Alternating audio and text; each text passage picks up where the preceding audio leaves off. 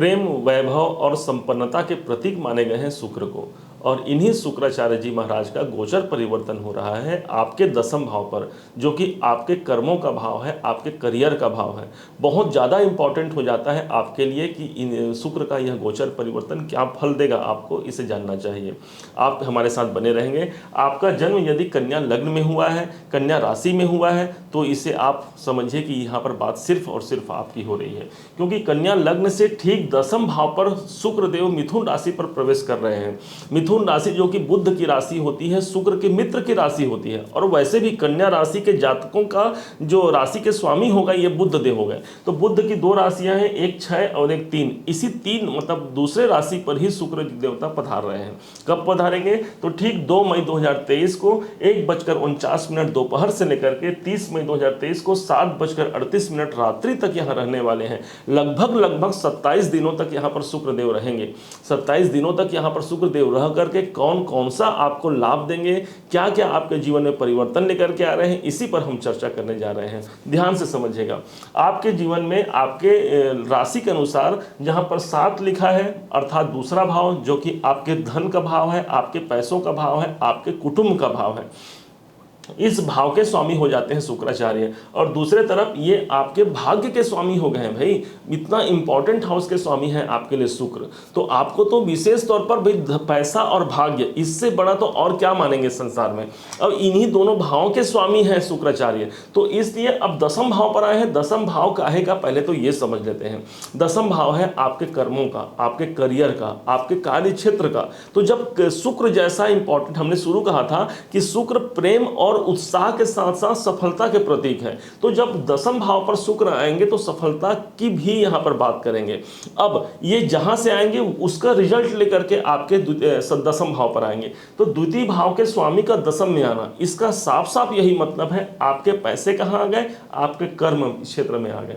मतलब आप इस टाइम पर आपको काम धंधे, जो भी आपका कार्य हो, आप बिजनेस करते हो, नौकरी करते हो, या फिर कोई किसी प्रोफेशनल किसी कार्य को करते हो, उन सब कार्यों से आपको धनागमन होना है, धन की प्राप्ति होना है। क्यों? क्योंकि कर्म भाव पर धनेश आ रहा है। मतलब पैसा कहां गया? पैसा आपके काम में भेज दिया, आपके कर्म क्षेत्र में भेज दिया, ऐसा समझिएगा। अब यही नहीं हो सकता है इस टाइम पर, इन 27 दिनों पर, 2 मई से लेकर के 30 मई के बीच में आप अपने कार्य क्षेत्र में कुछ पैसे लगा दें।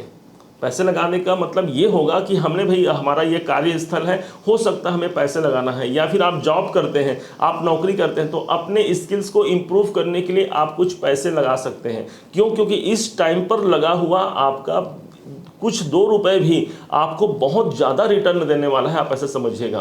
क्योंकि धने जब दसम भाव पर आते हैं तो पैसे हमारे कार्य पर लगते हैं और वो हमको सटीकता से लाभ भी देते हैं। क्योंकि अगले महीना यही शुक्र आपके दसम भाव को छोड़कर जब लाभ भाव में जाएंगे तो लाभ की बात करेंगे। तो इसलिए ये टाइम आपके आर्थिक स्थिति के कोण से बहुत अच्छा माना जाएगा, कैरियर के दृष्टिकोण से भी बहुत अनुकूल माना जाएगा। अब समझते हैं, ध्यान से समझिएगा, शुक्र की अगली राशि। तो शुक्र की अगली राशि है आपका नवम भाव। नवम भाव कहेगा आपके भाग्य का स्वामी गया हुआ है दसम भाव में। तो कैसा मानेंगे? हमारे भाई भाग्य 2 घर है, मानिए, एक भाग्य का घर है, एक कर्म का घर है। दोनों ही की जरूरत हमको अपने जीवन में पड़ती है। यदि आप सिर्फ कर्म करते रहें और भाग्य आपका निर्बल हो, भाग्य साथ न दे, तो कैसा महसूस करेंगे? भाई हमने तो मेहनत दिन रात किया लेकिन भाग्य हमारा साथ नहीं दे रहा है। तो जितना हमने कर्म किया उतना हमें प्राप्त हुआ या उससे भी कम हमें प्राप्त हुआ। अब जब भाग्य साथ देने लग जाए तो आप ऐसा मानिए कि हमने 10 रुपए का कार्य किया है और भाग्य जब उसमें जुड़ जाए तो हमें लाख रुपए के बराबर वो लाभ और प्रतिफल दे सकता है। यही स्थिति आपके भाग्य के स्वामी ही दसम भाव पर गए हैं।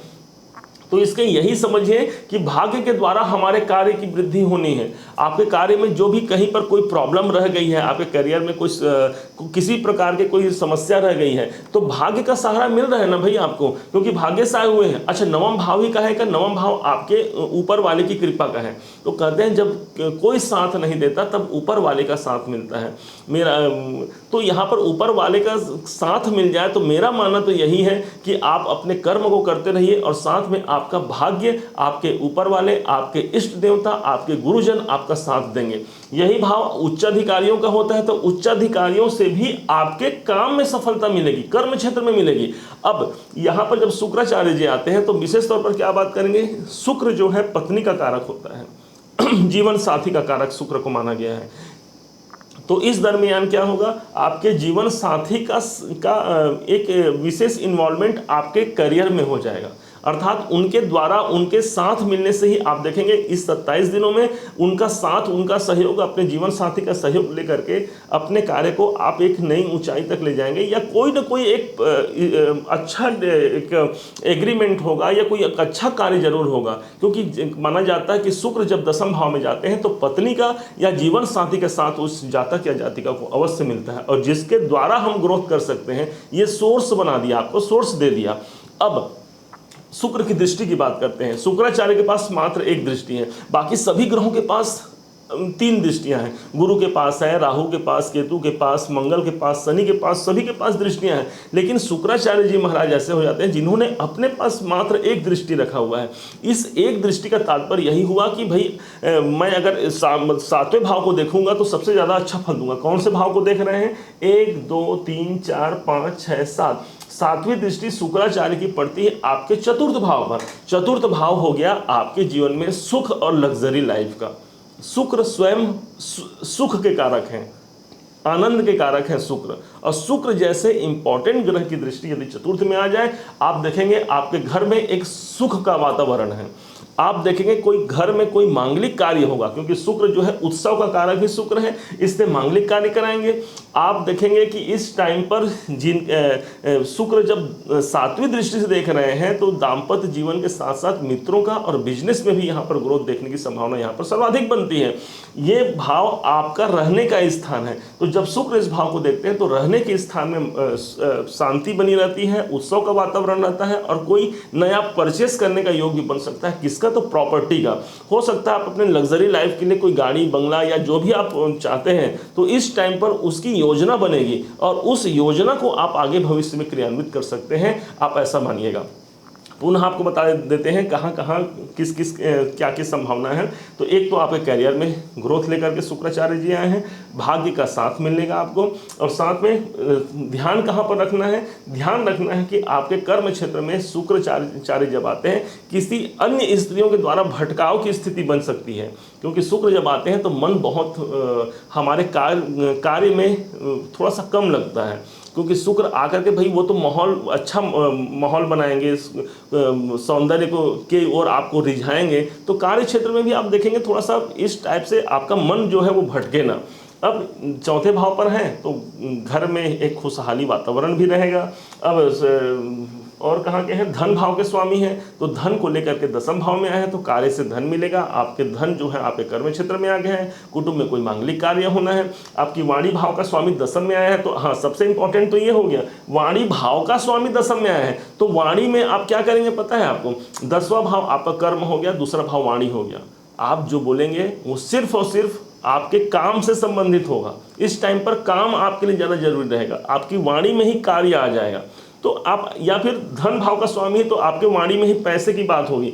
द्वितीय भाव का स्वामी कुटुंब हो गया, तो आपके कुटुंब परिवार से संबंधित आप ज़्यादा बात करेंगे, और बात करेंगे मतलब आपके मन में जो रहेगा आप वही तो मुख से निकलेगा भाई। तो यहाँ पर कुल मिला करके आपके लिए एक अच्छा ग्रोथ का समय यहाँ पर शुक्राचार्य जी लेकर आए हैं। उम्मीद है आप सभी कन्या राशि के जातक जातिकाएं इसे भली भांति समझ पाए होंगे। यदि आपने भली भांति समझा है, जाना है, मेरे समझाने का प्रयास यदि आपको सार्थक लगा है, तो हमेशा की भांति आप अपना लाइक और कमेंट जरूर कीजिएगा। आपके एक लाइक और कमेंट से हमें बहुत मनोबल हमारा बढ़ता है कि हम भविष्य में और अच्छे अच्छे वीडियो बना करके आपके सामने लाएँ। यदि अभी तक आपने हमारे चैनल को सब्सक्राइब नहीं किया है तो सब्सक्राइब कीजिएगा। और पुनः एक बार फिर आप सभी का जीवन मंगलमय हो, इन्हीं शुभकामनाओं के साथ। जय श्री राम।